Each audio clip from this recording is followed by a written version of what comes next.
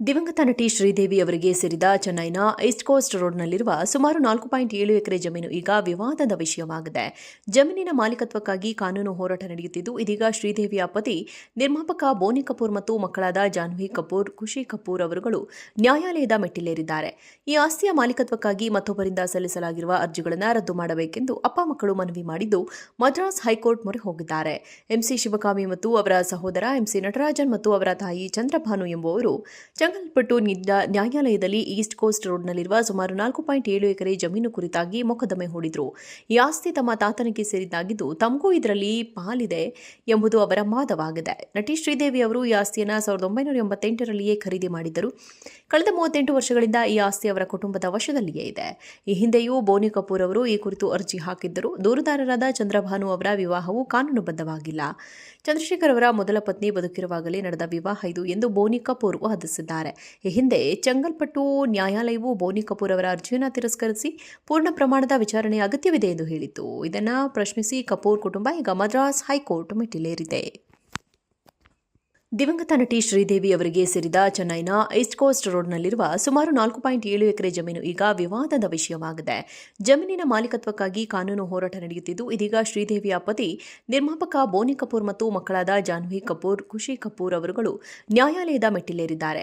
ಈ ಆಸ್ತಿಯ ಮಾಲೀಕತ್ವಕ್ಕಾಗಿ ಮತ್ತೊಬ್ಬರಿಂದ ಸಲ್ಲಿಸಲಾಗಿರುವ ಅರ್ಜಿಗಳನ್ನು ರದ್ದು ಮಾಡಬೇಕೆಂದು ಅಪ್ಪ ಮಕ್ಕಳು ಮನವಿ ಮಾಡಿದ್ದು, ಮದ್ರಾಸ್ ಹೈಕೋರ್ಟ್ ಮೊರೆ ಹೋಗಿದ್ದಾರೆ.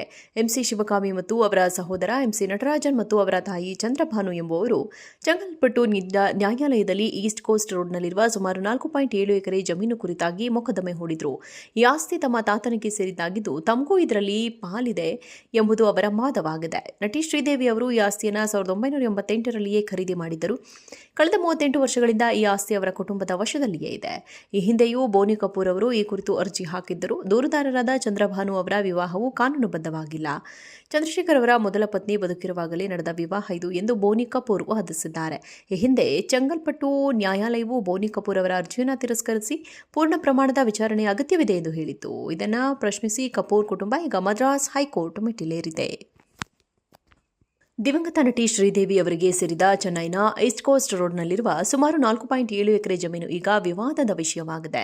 ಜಮೀನಿನ ಮಾಲೀಕತ್ವಕ್ಕಾಗಿ ಕಾನೂನು ಹೋರಾಟ ನಡೆಯುತ್ತಿದ್ದು, ಇದೀಗ ಶ್ರೀದೇವಿಯ ಪತಿ ನಿರ್ಮಾಪಕ ಬೋನಿ ಕಪೂರ್ ಮತ್ತು ಮಕ್ಕಳಾದ ಜಾಹ್ನವಿ ಕಪೂರ್, ಖುಷಿ ಕಪೂರ್ ಅವರುಗಳು ನ್ಯಾಯಾಲಯದ ಮೆಟ್ಟಿಲೇರಿದ್ದಾರೆ.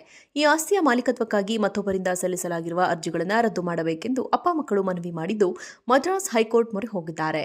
ಎಂಸಿ ಶಿವಕಾಮಿ ಮತ್ತು ಅವರ ಸಹೋದರ ಎಂಸಿ ನಟರಾಜನ್ ಮತ್ತು ಅವರ ತಾಯಿ ಚಂದ್ರಭಾನು ಎಂಬುವರು ಚೆಂಗಲ್ಪಟ್ಟು ನ್ಯಾಯಾಲಯದಲ್ಲಿ ಈಸ್ಟ್ ಕೋಸ್ಟ್ ರೋಡ್ನಲ್ಲಿರುವ ಸುಮಾರು 4.7 ಎಕರೆ ಜಮೀನು ಕುರಿತಾಗಿ ಮೊಕದ್ದಮೆ ಹೂಡಿದ್ರು. ಈ ಆಸ್ತಿ ತಮ್ಮ ತಾತನಿಗೆ ಸೇರಿದ್ದಾಗಿದ್ದು, ತಮಗೂ ಇದರಲ್ಲಿ ಪಾಲಿದೆ ಎಂಬುದು ಅವರ ವಾದವಾಗಿದೆ. ನಟಿ ಶ್ರೀದೇವಿ ಅವರು ಈ ಆಸ್ತಿಯನ್ನು 1988ರಲ್ಲಿಯೇ ಖರೀದಿ ಮಾಡಿದ್ದರು.